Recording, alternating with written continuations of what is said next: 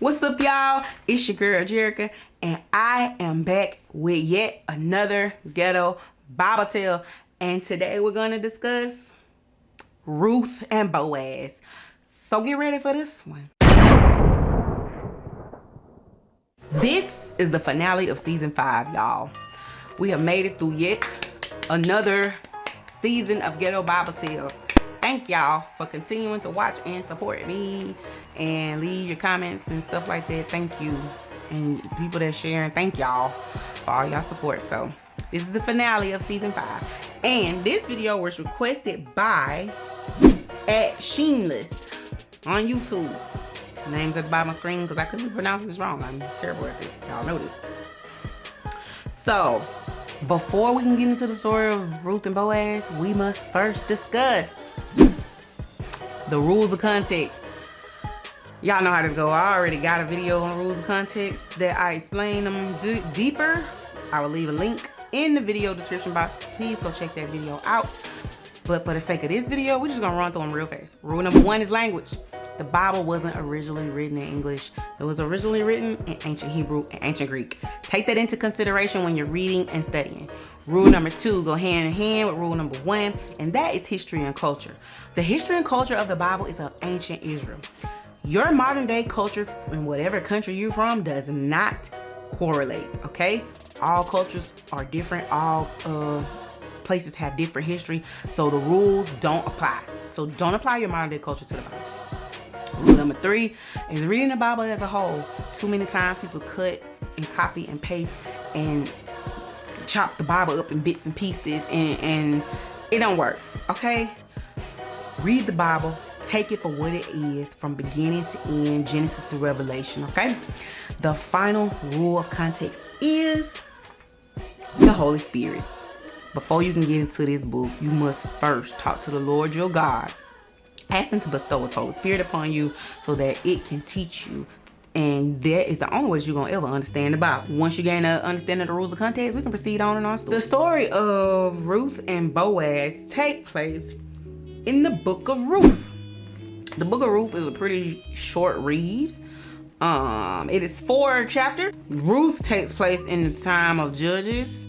That was before they had kings. So a judge is basically somebody who operated as a political leader of Israel. They didn't necessarily have to have some kind of political background or royal background. It was whoever God chose at the time.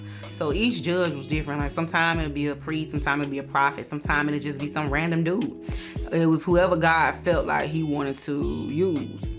So I'm not sure who was the judge during the book of Ruth, but they definitely didn't have a king yet.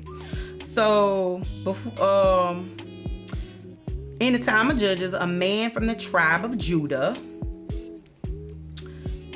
he was from Bethlehem, and he took his wife Naomi and his sons, and he moved to Moab. Apparently this was because there was a famine in Israel, so they were really running low on food. So this man by the name of Elimelech,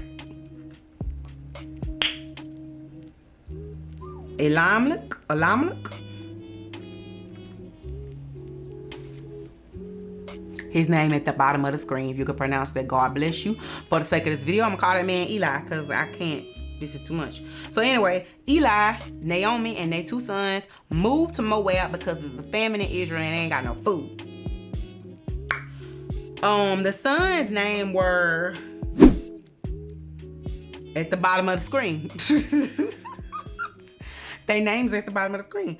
Mahlon and Chilion. Whatever. Okay, their names at the bottom of the screen. And good kudos to you if you can pronounce it. So Eli dies while in Moab. And his sons married 2 Moabite women. And their names are Orpah and Ruth. 10 years passed, and then the 2 sons died. And they didn't have no children. So they left Naomi along with 2 daughter-in-laws. So basically, it was 3 widows. Because like I said, neither one of the women had children. And then, you know, the 2 boys were Naomi's kids and they dead. So her husband died and her 2 sons died. And she just left 2 daughter-in-laws, Ruth and Orpah. So Naomi's in Moab, and I guess she's longing for home. So somehow she heard that God was working back in Israel. So she wanted to go back home. So apparently, you know, like I said, for like 10 years, Israel went through a famine. But I guess good things started happening, and God started blessing Israel again, and you know, the land started being more beneficial, and this was Naomi's home, so she wanted to go back to Bethlehem, which is where she was from. The tribe of Judah, they settled in Bethlehem, FYI. So she wanted to go back to Bethlehem. So she told her daughter-in-laws, Orpah and Ruth, that they should go back home to their own families and to their own gods, because she's too old to have any more children to wed to them. So if they go back to their own kind, then maybe they can you know, start over, remarry, and have children. She kisses them, she blesses them, and apparently they all in like a good relationship. Like, these 2 women seem to really love Naomi. I don't know if that's common or not for like daughter-in-law and mother-in-laws to love each other the way these women love this woman. Well, I mean, I don't know if it's that common. I mean, I've seen instances of it, but from what I see these days, the mother-in-law and daughter-in-law don't usually even get along. But I will say that my mom and my grandmother, my dad's mom, they were really close. And my mama herself compares her relationship with my grandma to Naomi and Ruth. So, but anyway, Orpah and Ruth don't want to leave Naomi, so they tell her that they're gonna follow her.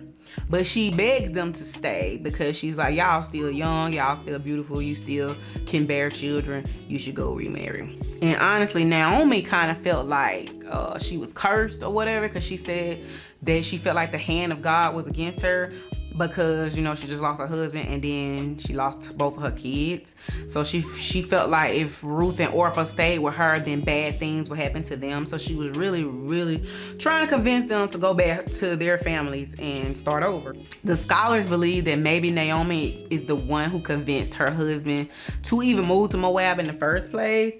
And now she feels guilty because her whole family did, and they didn't really prosper all that much in Moab. However, she was about to make her return back home to Bethlehem and to God finally. So anyway, they all kissed, they all hugged and cried and this, that, and the third. And Orpah left and went back to her family. But Ruth stayed. She told Naomi, I ain't going nowhere. I'm staying with you. You know, whoever your God is, gonna be my God is. Whatever your home is, it's gonna be my home. I'm going wherever you go. Now, fun fact. According to ancient Babylonians, Orpah goes on to become the mother of Goliath, the giant. I don't know if y'all knew that. Apparently, that's what ancient Babylonians say about Orpah. She gave birth to 4 giants, Goliath being one of them. I don't know if y'all also know that Goliath was defeated by David, and David was Ruth's grandson. Great-grandson. He was her great-grandson. Yeah. David was Ruth's great-grandson. So that's an interesting little fun fact for you. Anyway, Ruth makes a commitment to follow Naomi, and they go back to Israel. So when they make it to Bethlehem, everybody is so excited to see Naomi. So she must have been a really loved person back home. But everybody was real excited to see her and love up on her. But she tell them that, you know, her time away wasn't good, and she felt like they shouldn't be uplifting her and showing her no love. So she told them to call her Mara, M-A-R-A, which means bitter, because Naomi means life, if I'm not mistaken. And she was like, that name don't fit me no more, so call me Mara, which apparently means bitter, because she was in a very bad place mentally and spiritually. That's when we meet our boy Boaz. So Boaz is Eli's cousin. I think that's his cousin. Those Naomi's husband's cousin. Yeah. So He was a rich man with a very huge field. He had a lot of workers working up under him. And after his workers, worked on the field, Ruth would go out there and she would also work the field after they left and get whatever they didn't take with them. So Boaz saw her one day working outside, and he was impressed by her work ethic. So there was already news that Naomi had come back to Bethlehem and that she brought her widowed daughter-in-law with her. And back then you had to have a man to take care of you. A man had to go out and work for you and bring home the bread, literally, like food. And Naomi did not have that. She was old, and because of that, Ruth would go out and work the field. So she would go work Boaz's field when his workers were done. So she was there late. And he saw her one day out there working the field, and he was impressed by her working. So when he asked about her, everybody told him, that's the young lady that came back with Naomi. And he was even more impressed by the fact that not only is she out here working, but she out here working to help Naomi. That right there starts to build up the reputation of Ruth. Your reputation is very, very, very important. And whether you know it or not, people are always watching. And in this instance, Ruth was working to take care of herself and her mother-in-law, and somebody was watching, and that person was Boaz. And I think if she hadn't have done this, she would never caught his eye in the first place. One thing about it, Boaz never commented on how Ruth looked, ever. He never said, "Oh my gosh, she's so beautiful. I'm in love." Like, he is the way people paint the Ruth and Boaz situation. You would think that he fell madly in love with her. He had to have her. That really was not it. Homeboy saw girl working, and he saw how she cared about Naomi, and he was impressed by her reputation. He ain't had nothing to do with what she looked like. He was impressed by how she was carrying herself. So anyway, when he sees that, and then he hears about how she's taking care of herself and Naomi, he tells her, you don't have to worry about working in any field. He provides her security and safety and comfort. He tells her that she don't have to wait till after his people leave. He tells her that she can come and work with the women of his female employers, and that he would tell his female employees, and that he would tell all the males not to bother her, to leave her alone, that she would be safe. And he provided safety and security for her to work and take care of herself and take care of Naomi. Like, we live in a world where women want to be kept. Like, they don't want to have to go do nothing. But what attracted Boaz to Ruth in the first place was her work ethic. He was like, she ain't scared to get out here and get it.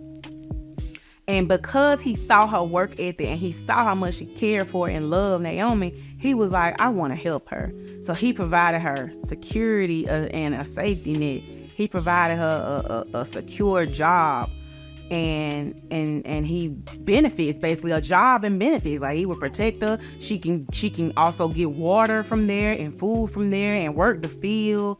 So he was paying her, feeding her, and everything, all from him watching her go get it on her own. So he was like, let me aid her, because clearly she wants something for herself. So let me help her.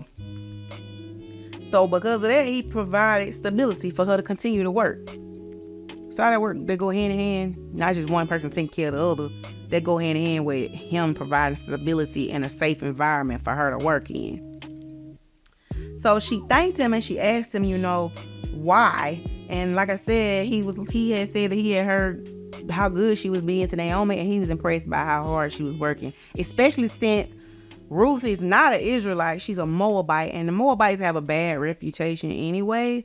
And so for the fact of the matter of a Moabite coming to Bethlehem to help an Israelite woman for free, because Ruth wasn't being paid to help Naomi, she was doing that out the love of her heart. He was very much moved by that. She worked from sun up to sundown. Ruth put in work all day. So I'm going to say sun up to sundown for 12 hours. She worked up to 12 hours a day, every day, to make sure her and Naomi got something to eat. So she wasn't sitting up perched nowhere looking pretty, hoping that she attract a nice male. Nah, she went out there and she was working and she wasn't thinking about no man. So over time, over the harvest time, Ruth continued to work in Boaz's field. She worked with his employees as well as him. So I imagine they got to know each other while they were working. So Ruth, eventually tells Naomi about how Boaz let her work the field and this, that, and the third. And Naomi tells her, you need to keep going. You got a good situation there. You need to stay going there. And then after harvest was over, Naomi encouraged Ruth to approach Boaz about marriage. This is where levirate marriage comes into play. I've discussed levirate marriage in a very old Ghetto Bible tale about Tamar and Judah. I'll leave a link to that one in the description box. But levirate marriage is when a male relative of a deceased man is encouraged to marry the deceased man's wife to further the bloodline. So Boaz was what they would call a goal. It's at the bottom of the screen. I'm assuming it's pronounced goal, Goel. So a goal was the person who was chosen to take over the responsibility of the bloodline. So basically, with Naomi's sons being dead, Boaz and I think 2 other men were obligated to take on the dead man's responsibilities, which could be land, livestock, and a wife. So in this case, Ruth was a widow of Elimelech's sons, and like I said, Boaz was their goal. So Ruth had every right to ask Boaz to fulfill the levirate marriage responsibility. Now, he didn't have to, but it was her right to ask. And Naomi encouraged her to do this because Boaz was well off, and he obviously showed that he would take care of her. So Naomi was like, this is a good situation. You continue to, showcase your goodness and your good attitude, and you work nice with that man, and then maybe he'll marry you. Basically, Naomi said, girl, go get your man. So Ruth shot her shot and she scored. But she didn't go throw herself at Boaz. She humbled herself and she came very submissively and very respectfully, might I add. And Boaz agreed to marry her. Now, he went through the proper channels before he agreed to marry her, because like I said, there were like 2 other people who could have had a hand in marriage before he could claim her. So, like I said, the goal took on all of that deceased man's stuff. So Elimelech had land and all type of stuff. And if you limit, like, they also took on the depths of the dead man. So, Boaz, when he talked to this other guy, he was like, Naomi brought back so-and-so's widow. And also, Eli owned all this land. He da-da-da-da. So one of the guys was like, oh yeah, I want the land, blah, blah, blah. But Boaz was like, but that means that you have to accept this widow as well if you accept the land. And dude was like, yeah, no, I already got a wife. I ain't trying to do that. And so Boaz was like, well, I'll do it. So Boaz took on all of Elimelech's debt as well as Elimelech's land and the responsibility of taking care of Ruth and Naomi. Boaz showed himself to be a good man of God. So Ruth's submission to him was in good hands. Like, for some reason, Boaz was painted as like a jellyback man or a simp, and I don't really understand why. Because from what I read, ain't no inclination of him being that at all. Because he was not trying to push himself up on Ruth. He wasn't trying to get with her or nothing. He was just simply, he saw a sister in need and helped. And that's a good quality for a man to have. He saw a woman and he wanted to help her, and he didn't ask for no favors. He didn't say, if you have sex with me, I'll do this for you. He didn't do none of that. He was just being helpful because he saw how good she was being, because she had such a great reputation of being this nice and caring woman who also didn't mind going to get her hands dirty and working. He helped her. And like I said, he didn't ask for no sexual favors. That's kind of rare, especially this day and age, especially then. Most women had to give their body to get something, and she didn't have to do nothing but have a good reputation. So Boaz already had shown himself as a man of God just by assisting her. And like I said, a lot of people also don't ever make mention of the fact that he didn't even ask Ruth to marry him. She proposed to him. Ruth shot her shot at Boaz. He didn't come to her, not once. As a matter of fact, when she did come, he was like, he wanted to do things the right way. And he did. He handled business like a man. It is easy to, people look at submission as it's a weak thing. If the man is on his purpose and he's doing what God tells him to do, I don't see no problem with submitting to that man. Boaz went and handled business. He handled business. Because when she did propose to him, Boaz was outside watching his field. He hadn't sent all the employees home, and he was out there watching his land. Because, they used to have night raids. So he was out there watching his land. Boaz took care of business. And then, outside him taking care of business, he was helping people. And then this man followed proper protocol to do, this was a man, a real man. And I don't see no problem with no woman submitting to, I wouldn't mind cooking and cleaning for this man. If you can handle your business and be a man, why not? Submission is not a bad thing. I don't know. Honestly, we submit to God all the time. I don't see why women particularly look down their nose at submission as if they're in some kind of position of weakness. That's not a position of weakness. You got to submit yourself to God, and the man got to submit to God. Submission is what we do as Christians. So it's not a place of weakness. As a matter of fact, submission is a place of strength. You know how hard it is to push yourself out the way to submit to God, let alone a man, to God. It's not a place of weakness. That's a place of strength. And people got to stop looking at it like it is. But anyway, Ruth and Boaz agree to get married. They have a wedding, and it's apparently a big shindig in Bethlehem, and everybody's happy, and they live happily ever after. For those of you that don't know, Ruth, like I had mentioned previously, Ruth is the great-grandmother of King David.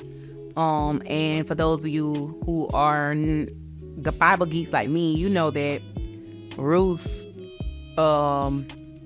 Jesus comes from their bloodline. So Ruth's a Moabite woman help further and create a bloodline that Jesus Christ is born through in the human world. So that's a big deal. And like I said, they say that Orpah's son was Goliath. And y'all know Goliath and King David went to, David took off Goliath's head. So I'm just saying, I did a video on it too. I'm going to leave a link to that in the description box as well. But anyway, that is the story of Ruth and Boaz. You do not have to take my word for it. You can read it for yourself in the book of Ruth. 4 simple chapters. Thank you to Sheenless for requesting this video. Thank y'all for watching yet another season of Ghetto Bible Tales. This has been season 5. And I forgot to mention that October marks the anniversary month of Ghetto Bible Tales. I want to say, I think this has been 8 years online. So if you haven't, you should go watch all the seasons of Ghetto Bible Tales and celebrate. But anyway, thank y'all for watching this video. Please like, comment, and share. This is the finale of season 5. However, I will still be posting some short form content, so you can always be looking for a new short video on the YouTube Shorts or on TikTok or Instagram. So make sure you follow me at all of those. It's at Ghetto Bible Tales. or at Jerica Nicole on my personal page. Either one, I post videos on both. So just because this is the finale of the full length videos does not mean that you won't be getting any content. I will be doing short form videos. So make sure you follow me on all my social media pages. They are all linked in the description box below. Please go back and watch old seasons if you haven't. And if you want to request a video, please leave a comment in this video or go to ghettobibletales.com and leave your request there. This has been your girl Jerica, and until next time, I'm out, y'all.